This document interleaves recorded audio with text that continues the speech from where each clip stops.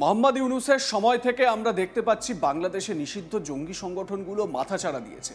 সেখানে জামাতের বাড়বাড়ন্ত দেখা গেছে। এবার জানেন, বাংলাদেশ থেকে অসম জ্বালানোর হুঙ্কার দেওয়া হচ্ছে। তারা দিচ্ছে, কারা দিচ্ছে এটা, তারা হচ্ছে গিয়ে জামাতে ইসলামী। আবার এই অভিযোগ করছেন, এই অভিযোগটা সামনে আনছেন অসমের বাসিন্দারাই। ভারত বাংলাদেশ সীমান্তবর্তী গ্রামের মানুষ বাংলাদেশের মৌলবাদী দল জামাতে ইসলামীর তরফে হুমকিমূলক ফোন কল এবং অডিও ক্লিপ পেয়েছেন। বিষয়টা পুলিশকে জানানো হয়েছে। ঘটনার খবর পাওয়ার পর অসমের ধুবড়ী জেলায় নতুন করে নিরাপত্তা নিয়ে উদ্বেগ দেখা দিয়েছে। একটি বাংলাদেশি নম্বর থেকে পাওয়া অডিও মেসেজে স্থানীয়দের ভারতীয় নিরাপত্তা বাহিনীর সঙ্গে সহযোগিতা করলে ভয়াবহ পরিণতি ভোগ করতে হবে বলে হুমকি দেওয়া হয়েছে। এলাকার কাউকে গ্রেপ্তার করা হলে গ্রামবাসীকে পুড়িয়ে দেওয়ার হুমকি দেওয়া হয়েছে বলে অভিযোগ করছেন ওই এলাকার মানুষ। গোলকগঞ্জ থানার অন্তর্গত লক্ষ্মীমারি এবং বিষখোয়া গ্রামের বাসিন্দারা পুলিশকে বিষয়টা জানিয়েছেন। তাদের মতে, আমরা ক্রমাগত আতঙ্কের মধ্যে রয়েছি। মানুষ খোলাখুলি কথা বলতে খুব ভয় পাচ্ছেন বলেও জানান একজন গ্রামবাসী। বিষয়টা নজরে আসার পর সীমান্ত নিরাপত্তা বাহিনী এবং অসম পুলিশ উভয়ই সংবেদনশীল সীমান্ত বেষ্টনীতে নিরাপত্তা ব্যবস্থা জোরদার করেছে। স্বাধীনতা দিবসের প্রাক্কালে একই সীমান্ত এলাকার এক যুবককে বাংলাদেশি সিম কার্ড এবং বাংলাদেশি পতাকা সহ গ্রেপ্তার করা হয়েছিল। তার কয়েকদিন পরই এই হুমকি দেওয়া হলো। এই ঘটনাটি সীমান্তকে অস্থিতিশীল করার যে সন্দেহ তাকে আরও বাড়িয়ে তুলেছে। একজন ঊর্ধ্বতন পুলিশ কর্মকর্তা বলেন, এই ঘটনাবলী ইঙ্গিত দিচ্ছে যে সীমান্তের ওপার থেকে ভারত বিরোধী কার্যকলাপের একটি প্রেক্ষাপট তৈরি হচ্ছে। এই হুমকিকে উপেক্ষা করা যাবে না। নিরাপত্তা বাহিনী প্রয়োজনীয় সতর্কতা বজায় রাখছে বলেও জানান তিনি। কর্তব্যরত পুলিশ আধিকারিক এ বিষয়ে কি বলেছেন তার বক্তব্য শোনাই একবার।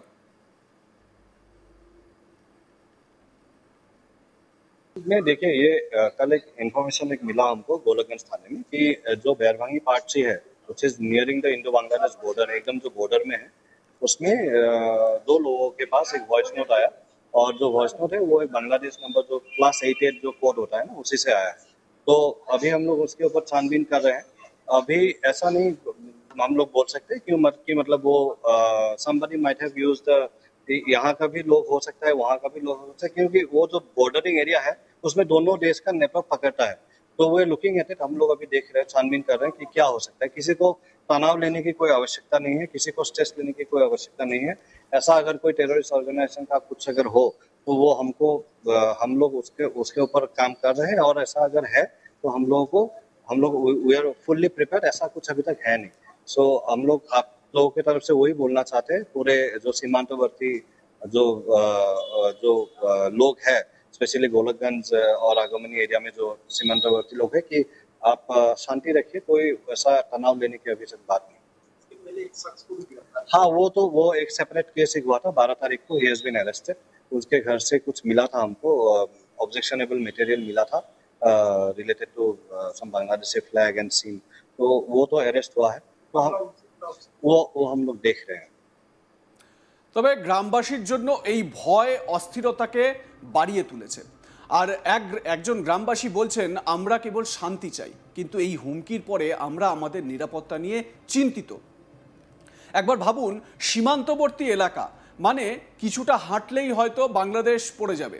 সেই রকম একটা জায়গায় দাঁড়িয়ে যখন ওপার থেকে হুমকি ভিডিও আসছে যে তাদেরকে হয়তো প্রাণে শেষ করে দেওয়া হবে, বিএসএফ বা ভারতীয় নিরাপত্তা বাহিনীর যদি সঙ্গ দেওয়া হয় তাহলে তাদেরকে শেষ করে দেওয়া হবে বেছে বেছে, এই ধরনের হুমকি যখন আসে তখন স্বাভাবিকভাবে অস্থিরতা তৈরি হয় ওই এলাকায়। এমনিতেই এই সীমান্তবর্তী এলাকাগুলোতে অস্থিরতা তুঙ্গে থাকে। এই সীমান্তবর্তী এলাকাগুলো দিয়েই বিভিন্ন রকমের পাচার কার্য বা এরকম বিভিন্ন কুকর্ম বা দুষ্কর্মগুলো সংগঠিত হয়ে থাকে। কয়েকদিন আগের ঘটনায় একটু পিছিয়ে যাই। অসম থেকে 8 বাংলাদেশিকে গ্রেপ্তার করেছে পুলিশ। অসম সরকারের দাবি, বাংলাদেশ থেকে নাগারে অনুপ্রবেশ চলছে অসমে। আর তা নিয়েই প্রশ্ন উঠে গিয়েছে, ওই বাংলাদেশিরা কি উদ্দেশ্যে অবৈধভাবে ভারতে প্রবেশ করেছিল? তাহলে কি এর পিছনে অন্য কোনো উদ্দেশ্য ছিল? সেই বিষয়েও খতিয়ে দেখা হচ্ছে। সাম্প্রতিক যদি পুলিশের একটা রিপোর্টের কথা বলি, পশ্চিমবঙ্গেই সীমান্ত এলাকা থেকে যে অনুপ্রবেশ ঘটেছে সেই অনুপ্রবেশে আটক করা হয়েছে সাম্প্রতিক কয়েক মাসের ডেটা 500 জনের বেশি বাংলাদেশিকে। একবার ভাবুন, যাদেরকে গ্রেপ্তার করা গেছে সেই ডেটা এটা, কিন্তু যাদেরকে গ্রেপ্তার করা যায়নি সেই সংখ্যাটা কত? বঙ্গাইগাঁও রেল স্টেশনে 8 বাংলাদেশি নাগরিককে অসমের রেলওয়ে পুলিশ আটক করে। এর আগে বাংলায় একের পর এক বাংলাদেশি অনুপ্রবেশকারীদের গ্রেপ্তার করা হয়েছে। এবার অসম থেকে ধরা পড়েছে বেশ কিছু বাংলাদেশি যুবক, যাদের কাছে কোনো বৈধ ডকুমেন্ট মেলেনি, মানে তারা অবৈধভাবেই বর্ডারের কাঁটাতার টপকে এদেশে ঢোকে। অসম সরকারের দাবি, ওই বাংলাদেশি যুবকরা মেঘালয় হয়ে অসমে ঢুকেছিল। একেবারে বিনা বেড়ায় সীমান্ত পার করে ভারতে ঢোকেন তারা। এরপরে অসম হয়ে তাদের চেন্নাইয়ে কাজের জন্য যাওয়ার কথা ছিল।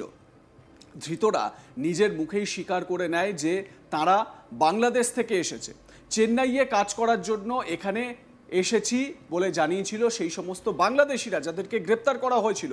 সেই ধৃত বাংলাদেশি যুবক, শোনাবো বক্তব্য।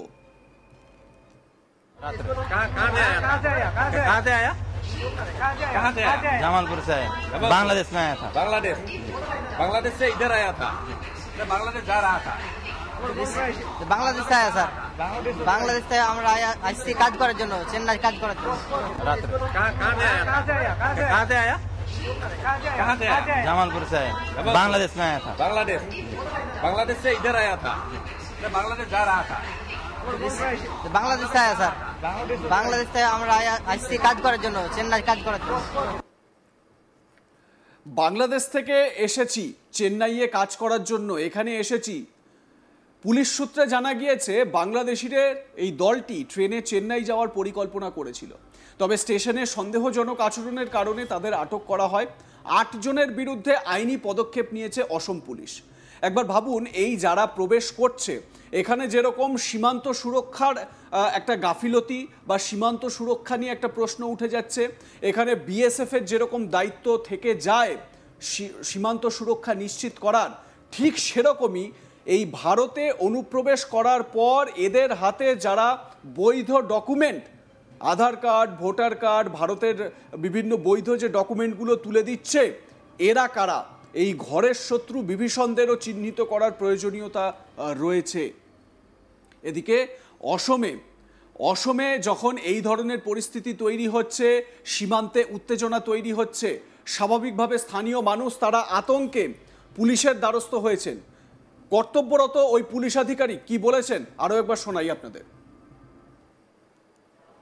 में देखिए, ये कल एक इन्फॉर्मेशन मिला हमको गोलकगंज थाने में कि जो बैरभांगी पार्ट से है, which is nearing the Indo Bangladesh border, एकदम जो बॉर्डर में है, उसमें 2 लोगों के पास एक वॉइस नोट आया, और जो वॉइस नोट है वो एक बांग्लादेश नंबर जो +88 जो कोड होता है ना, उसी से आया है। तो अभी हम लोग उसके ऊपर छानबीन कर रहे हैं। अभी ऐसा नहीं हम लोग बोल सकते कि मतलब वो somebody might have used यहाँ का भी लोग हो सकता है, वहाँ का भी लोग हो सकता है, क्योंकि वो जो बॉर्डरिंग एरिया है उसमें दोनों देश का नेटवर्क पकड़ता है। লাইক কমেন্ট শেয়ার করতে ভুলবেন না। দেখতে থাকুন আজ তাক বাংলা। সাবস্ক্রাইব করুন আমাদের ইউটিউব চ্যানেলটি, বেল আইকন প্রেস করুন নোটিফিকেশন পেতে।